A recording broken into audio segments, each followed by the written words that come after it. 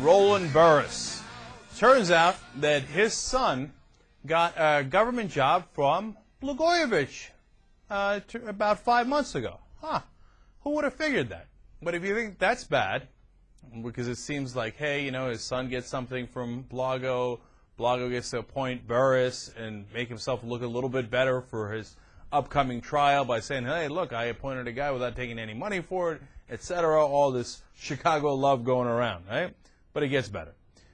It turns out that the position that he was given was in the Illinois Housing Development Authority.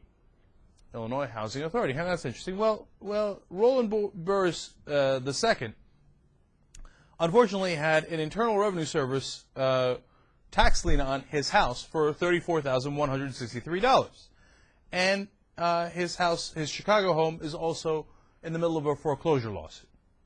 Now, that's a problem when you're working at the Housing Development Authority. In fact, the Housing Development Authority has the oversees mortgage programs for low-income home buyers and anti-foreclosure initiatives. So you see what that means? That means he gets to regulate whether his house should be foreclosed on or not. And he gets a $75,000 salary.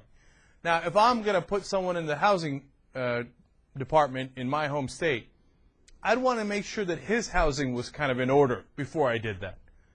Is this some sort of, you know, what goes around comes around, Chicago politics, Blago doing a favor for Burris? Of course it is. You think that guy, Roland Burris II, deserved that job?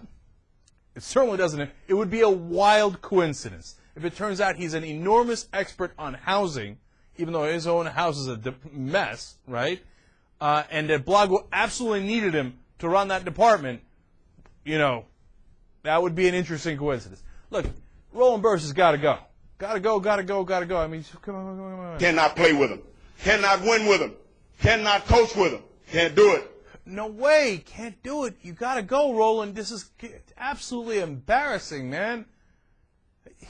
And Blagojevich? I don't have any contacts with Blagojevich.